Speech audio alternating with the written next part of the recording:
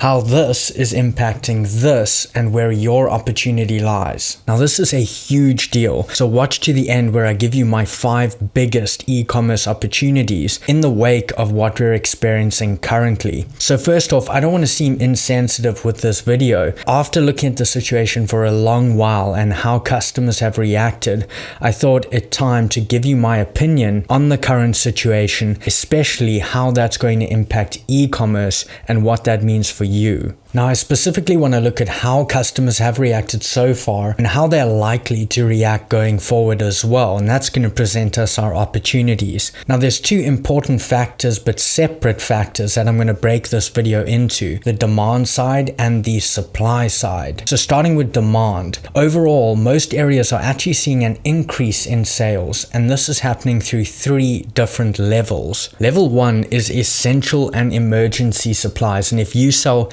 anything in this area, you know people have been buying a load of this stuff, from toilet paper to first aid and water purification, even surveillance equipment. All of this type of essential or emergency survival type stuff is selling like crazy, and it's because people want to be prepared for the crisis rather than not if it does come to that. Also, these sellers are able to raise their prices significantly without losing many sales, and there's been a lot of differing opinions on whether that's right or wrong. I'll give you my opinion as well, but I did want to ask you to comment below if you would sell N95 masks. Would you sell N95 masks? And also give a reason as to why you would sell them, or perhaps why you would not sell them. Now, level number 2 is non-essential daily products, and this includes things people often have access to.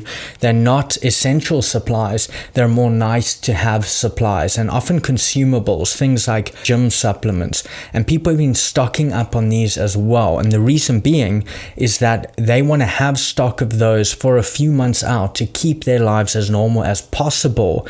If there is a supply strain, if China cannot meet certain demand, then those types of products could run out, and people fear that. So they're buying them for a few months out, and they're doing that right now. So again, an increase in sales there. And level 3 is non-essential durable goods. So these are much more luxury type items. It's things people think about purchasing for a long time, often quite an involved decision. There's a lot of categories here, but electronics definitely stands out. Things like coffee makers to laptops to TVs, all things like that. People are making the jump to purchase them because of fear of supply strain. If I don't buy it now, I won't be able to get it. And those products might not be entirely made in China, but they often have at least components built in China, and so more people are making that decision a bit quicker. Additionally, you have Amazon extending the delivery times on non-essential items, and people are fearing that that extension will become even further. So I'm going to buy it while I can get it, say within 1 month. If I wait, I might only be able to get it in 3 months, etc. So even on the durable end, a lot of people are seeing an increase in sales. Now, on a more macro level, I did want to discuss demand in terms of daily life impact. The first thing is work from home. So as employers allow or suggest or even require their employees to work from home, we should actually see a short-term increase in disposable income for those who retain their work and can work from home. And we've seen a lot of companies move into that model. You've probably seen a lot of stocks in the stock market actually rising in that area, things like Zoom, even Slack, etc. Now, the reason I say it would be a short-term increase in disposable income, at least for a segment of the market, is because they're not spending money on commuting. They're not spending money on eating out. And so because we're going to have a segment of people who have more disposable income short term and only one place to spend it, we should see an increase in online spending and also an increase in clicking the like button. Number 2 is spending more time at home. Many countries have closed all eat-in restaurants. They've closed all non-essential shops. And as more people choose to or have to spend more time at home, eat at home, we're going to see an increase in online activity. And that doesn't even have to be e-commerce sites. It could be anywhere online. But as you know, many sites, non-e-commerce sites, have ads running toward e-commerce sites, for example, Amazon. So even though people might spend more time on non-e-commerce sites, they're still going to be seeing far more ads. We're going to have far more impressions driving people toward Amazon. And so what we're going to see out of this point is more traffic on Amazon for sure. Then you have shop from home. So as people now have to shop online more than they can offline, what we're going to see is, number one, an increase in online shopping, but secondly, probably more importantly, we're going to see an increase in awareness of online shopping. So especially the older population or the laggards who haven't really picked up online shopping, they're going to learn about online shopping. And that is something that they're going to carry forward far beyond this crisis. So overall, globally at a macro level, we should see an increase, a significant increase in online buying compared to before what's happening today. So far, that sounds like we're going to have an increase in demand, which I think we are going to have for a very long time. However, if we cannot supply that demand, we've got a big problem. So onto the supply side here. Now, consumers' fears have actually been confirmed, at least in the short term and at the beginning of this, on the supply side. Again, here, there's a couple levels of impact. Level one is that your supplier has actually shut their doors. They are closing the business. This is often smaller Chinese suppliers, but it is happening. And of course, that'll be the most severe case. Maybe they had problems before, and this was just the kind of cherry on the top to shutting that business down.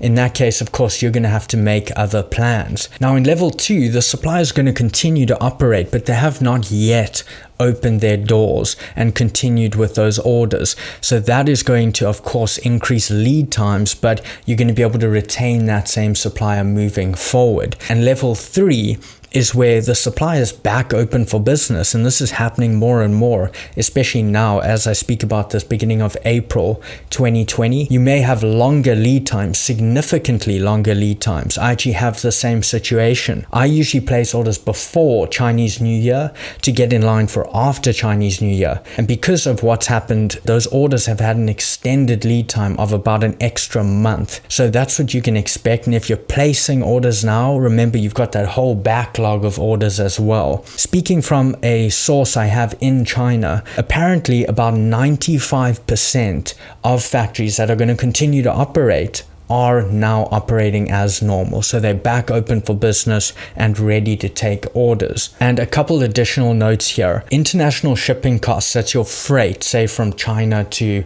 the UK or to the US, those have gone up a bit. So you can expect a slight increase in cost per unit, unless of course you're ordering more than usual, which would probably be a good idea in this case. And number two is that Amazon, as you've probably seen, is now only receiving shipments of specific goods. And this relates to if you have not created a shipping plan yet, then they're only accepting shipping plans for specific types of goods, predominantly essential and emergency supplies.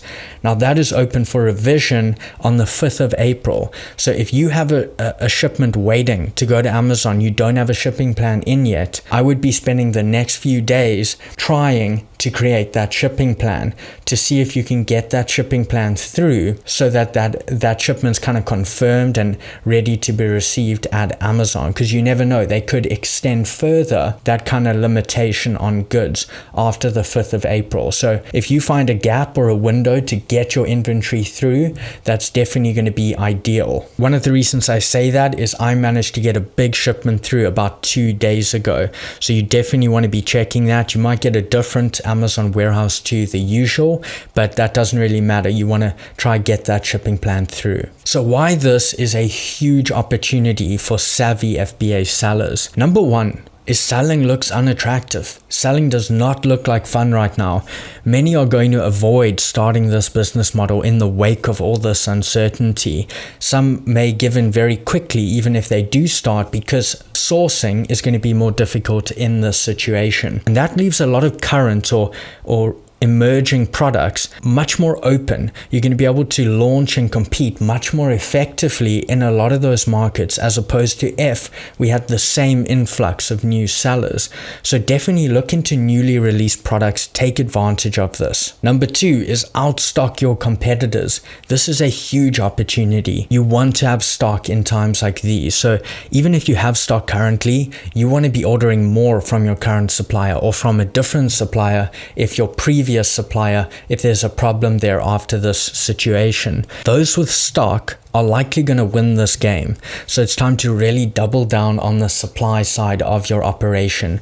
Get savvy there, start looking at full container loads, ways to also save on your per unit costs. But again, looking at your sure thing products, the less risky or proven products that you have. Number 3 is overthrow competition. Now you might have some really solid competition, but even the most experienced sellers often fail to plan their inventory well enough, especially for situations like this. So it means if they run out, while they're not active, you can take advantage of their out of stock situation because it leaves all those sales on the table. So instead of customers buying from them and you now have all those customers buying from you, and you can just imagine what that's going to do for your rank. So monitor your strong competitors closely. If you see them disappear, maximize your listing's visibility and take advantage of their absence. And number 4, probably the most controversial one, but maximize profits. And I'm no fan of overcharging for no reason. Remember, Amazon also monitors all their selling partners for unfair pricing strategies. But tying in with the above and all the supply strain you're going to have to deal with and sellers running out of stock, you can very often even double your price and continue selling as well as you have. Now, I'm not saying double your price, I'm not advocating that, but a reasonable increase is a very good thing because it helps you with your supply strain, and it actually ensures you can reorder and continue to supply the market. But at the same time, it could see you increase your margins from say 30% to 60% and create an amazing foundation for you to scale your business in the future. And number 5 is get more reviews. Now, as above, more people are learning about online shopping. More people are spending more time at home. So when people are at home and perhaps have more time, they're also more likely to leave you a review, especially if it's something that they feel lucky to have got a hold of in this situation. That's going to aid the nature and potential of actually getting a review. So make sure you check out my revised video on reviews for this year. I've go over multiple ways to get reviews, brand new systems you can put in place. As soon as that video is posted, I'll leave a link for you up here and in the description below. I'm not here to pitch you anything. All I ask is that you smash that like button for me, that you comment below on where you think we're at with this impacting our businesses. Is the worst over? Are we in the middle? Or do you think this is just the beginning and that things are going to get even worse? If you're not subscribed, please do so below. Turn on those little notifications so you can be the first to implement. But I hope all of you are keeping very safe out there and making some good progress, perhaps in some of this downtime as well. I'll see you in the next video.